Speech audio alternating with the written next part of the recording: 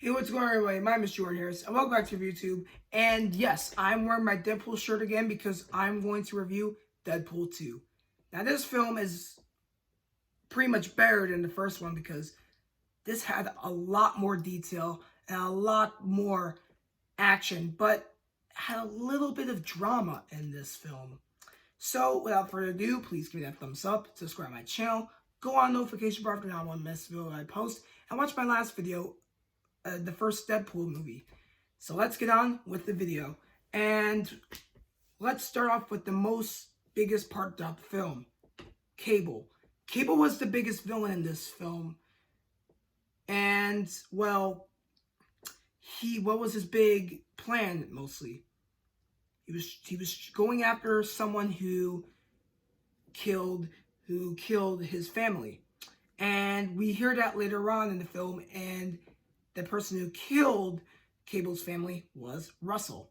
Russell is a teenage boy who has fire powers, and for Deadpool, he tried to reason with this young boy, but wasn't able to because he got a little too quick by pulling out his guns, trying to kill him. For both Russell and Wade, they went to jail, and they really didn't have much of a good interaction with each other in the first part when they were stuck in prison. But for Cable, he was going after Deadpool, and Deadpool wasn't able to defeat this mutant because he was tough and also agile. So Deadpool didn't have a chance to defeat this mutant. So, what else do we hear about the film? Well, in the beginning of the film, we do see Deadpool killing a lot of people, and his girlfriend was shot by a random bad guy. Deadpool was trying to kill himself by putting himself on fire, but as you already know, he has a healing factor. But let's get back to where he was arrested. For both Russell and Deadpool, they both had a special collar where mutants might lose their powers, and it will make them just regular humans in a way.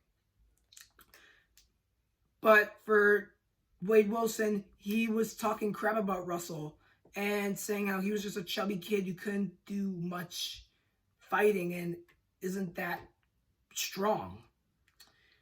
For Russell, he felt upset, so what does he do? He teams up with a big mutant, and that was the Juggernaut. For Deadpool, he needs to team up with a bunch of special heroes who are mutants themselves. This one mutant has a special good luck charm and super capable of pulling out guns, knows martial arts, and has immortality. And that character is Domino.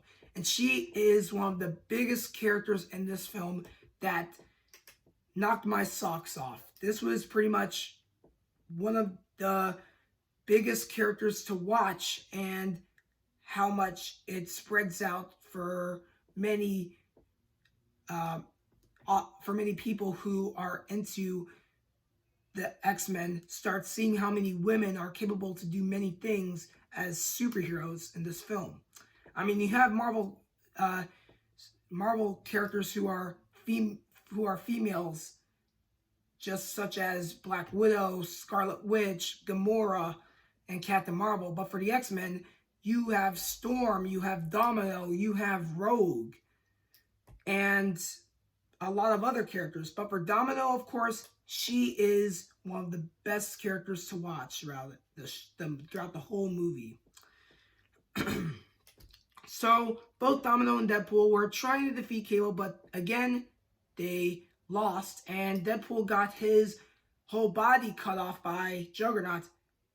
For Deadpool, he had to grow his legs because he was cut in half by Juggernaut, and there's nothing to do but just crawl like a zombie from The Walking Dead or something.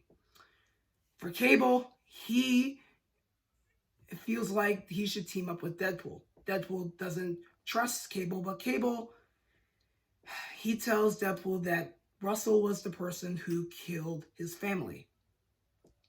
So Deadpool was agreed to team up with Cable along with Domino, and yes, those three characters, they were going to become the Three Amigos.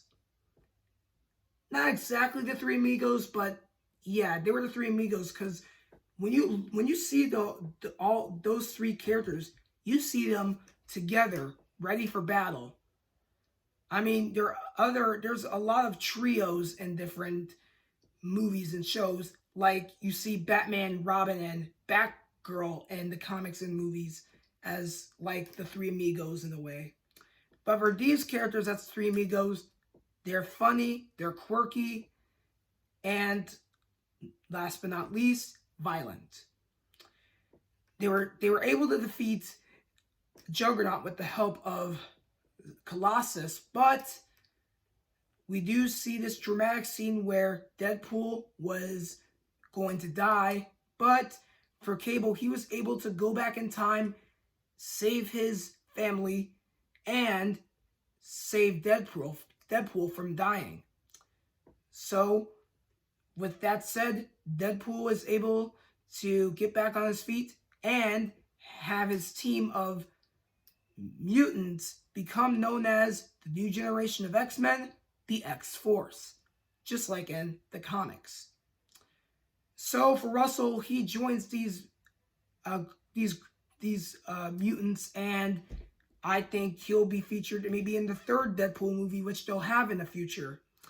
And they might have it titled maybe Deadpool and the X-Force. That could be a good title. I mean, if Kevin Feige was planning to have a special title for Deadpool 3, then it should be titled Deadpool and the X-Force, because we know how Deadpool will be featured in the MCU with a third film. So I'm hoping they're going to title it Deadpool and the X-Force, because he just came up with his own team and during this movie, and these new characters who aren't Wolverine or Storm or Cyclops or Jean Grey, they will start their new generation of X-Men characters and try to make a new legacy for Marvel in a way.